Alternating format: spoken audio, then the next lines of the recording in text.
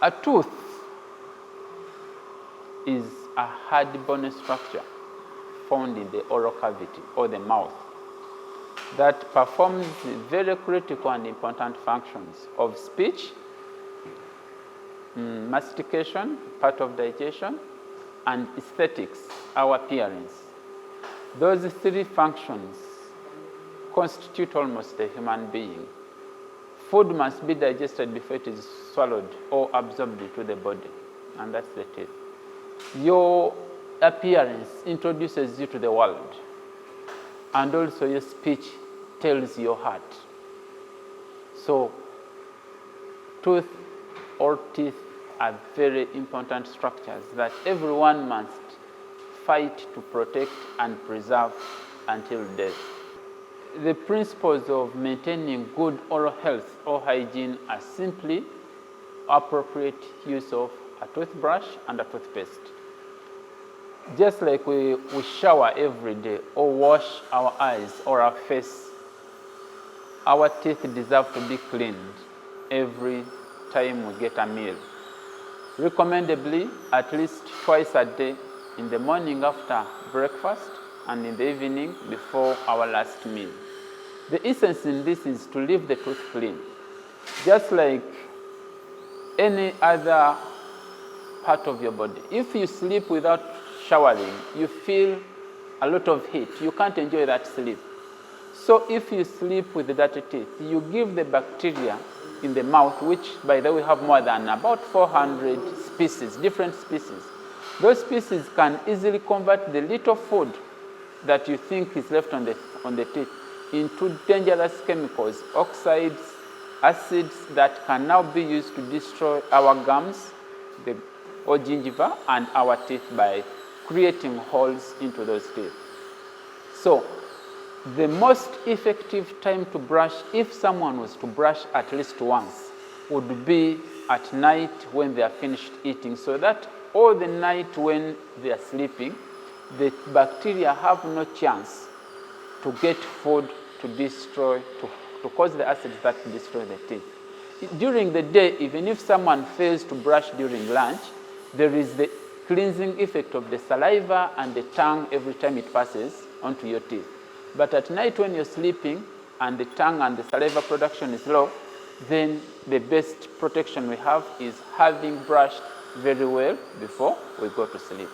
There are different techniques of cleaning teeth, but the most recommended and simplest for everyone to learn would be an up and down stroke movements, in which case, after you've applied a reasonable size of toothpaste on your toothbrush, you target to brush one or two teeth at a time, starting from the distalmost or the most posterior tooth, coming to the front and brushing the upper teeth independently from the lower teeth independently.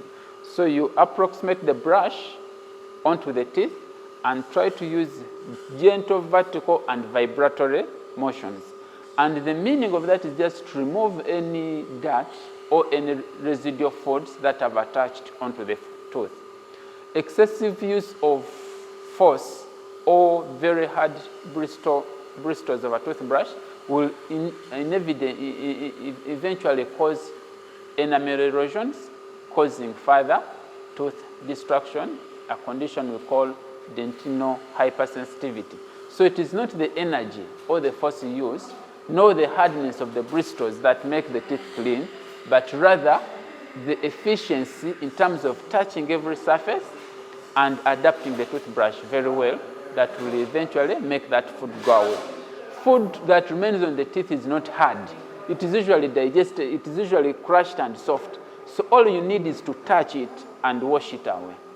But people instead use very hard toothbrushes as if they are removing thick coatings from the teeth, which is wrong.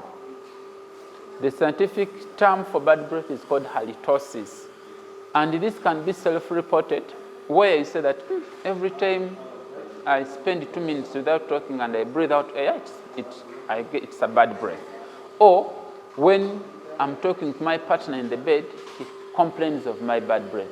Or when I talk in public, or we are seated in a room, my colleagues turn away from me because of the kind of the air that is coming out of my mouth. So if you have bad breath, it is 95% chances that there is a problem in your mouth. And you will need to see a dentist so that they can sort out that problem. And much of the bad breath comes from poor oral hygiene in terms of debris or food remaining into the mouth. This food is sweet when eaten, but over time it decomposes because of the presence of the microorganisms. Anything that undergoes decomposition must smell. And when it smells, it gives the bad smell out of your mouth. The second sign we can see is bleeding gums. When gums are sick or inflamed, they end up bleeding. And this is usually seen as you attempt to brush, you see blood on the tooth, on the spit or on the toothbrush, or if you're eating fibrous foods like sugar canes, when you remove the husk, it is having some blood.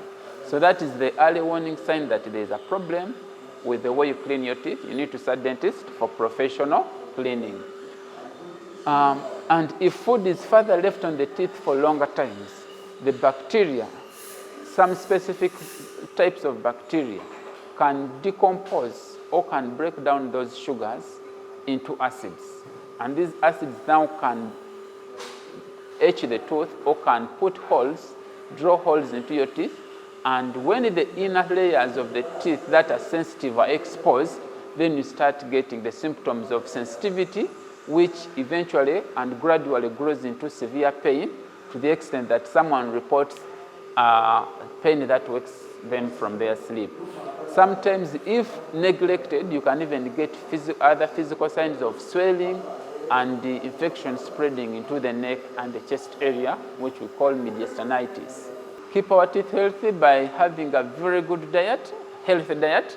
Avoid snacking, avoid too much sugar.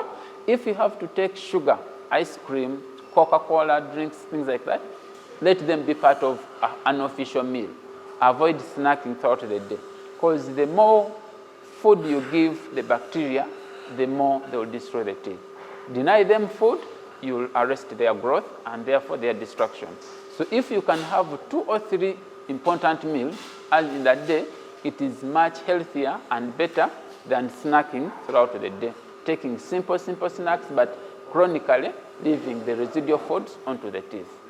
The best foods are what every dietitian will prescribe: a balanced diet. It must have a protein, a carbohydrate, and the required minerals and vitamins. It is not a specific food. It is our eating habits and our cleaning habits. For bacteria to destroy your teeth, they need food onto the teeth. So if you remove the food, bacteria alone cannot destroy the teeth. So the best way either you deny them food, or you reduce the bacterial load by frequenting and effectively brushing your teeth very well. It is not best time to lose a tooth. Teeth, we are supposed to die with our teeth, just like you die with your head or your toe. So we should use or utilize the warning signs of pain, of bleeding, of swelling to report any dental challenges that we might be having.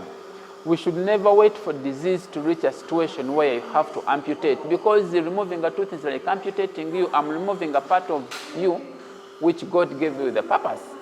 So we should never wait until that level. Always use always use the advantage of pain to report a problem before it gets to the level of losing that tooth. But in case you lose a tooth, there are still options of replacing that tooth through use of dentures, bridges, or implants. Someone should visit a dentist the moment they start getting teeth in the mouth, so that you monitor how the teeth come, how they erupt, and how they arrange themselves in the mouth. Many times this is done by parents, because this teeth eruption happens when kids are still very young. But assuming I'm looking at an adult who has walked into my clinic for service, I would recommend them to see a dentist every 6 months to a year. But this is not cast in stone. Depending on the level of your oral health, I might recommend to see every 2 years. Or if the situation is worse, I might even bring it down to about 3 months. So average may not work for everyone, but average would be 6 months to 1 year. A toothbrush is like your bathing sponge. There are signs that show you that the bathing sponge is tired. For example, if it is torn, if you feel it can no longer rub you right. So a toothbrush, when you start seeing the bristles curving, it means either you're using too much effort or it is old. Averagely, a toothbrush should be changed in 3 to 4 months. But there are situations where people use too much effort and within 1 month, the bristles are all bent. So, or there are those who don't brush at all. They brush once in 2 days. So by 3 months, their toothbrush is still effective. So the classical reason we should change a toothbrush is if the bristles curve and it can no longer be effective in cleaning. If someone is doing it regularly and effectively with this reasonable amount of force, not too much, not so little, they should be able to change a toothbrush every after 3 to 4 months. Civilization. We are blessed with sugar. Sugar is the problem that affects teeth everywhere in the world. When our grandfathers used to chew sweet potatoes right from the garden, yams, sugar canes will be eaten in the natural form, they never had teeth decay. The sugar cane, the juice gives you the glucose, and the husk cleans the teeth. But now there's too much fast sugars, ice creams, chocolates, and all these foods on the teeth increase that. 2, bottle caries. Our parents used to breastfeed us up to like 2 years. Nowadays, kids are breastfed for 1 month, they start pumping, and they start giving them artificial milks.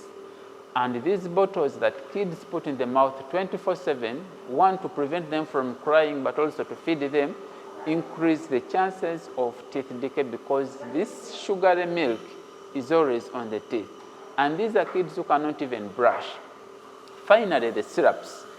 Our mothers used to use herbs to treat us. You get a cough, they get herbs. You get a flu, they get herbs, they steam you. Nowadays, there are too many infections. You go to a clinic or hospital, they write infection, which sometimes is even difficult to have a name. They just say infection. And you leave a clinic with 3 or 4 different syrups. The word syrup in English or in the nutritional language means sugar.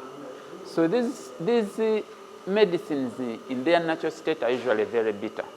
So to counteract that bitterness so that the drugs become acceptable to the children, they're usually sweetened. And if they use the kind of sugars that can easily be digested, broken down by the bacteria, by the time a kid finishes 3 or 4 syrups, there is a chance that they have started getting white spot lesions on their teeth, which is a classical presentation of teeth decay. So what should the parents do?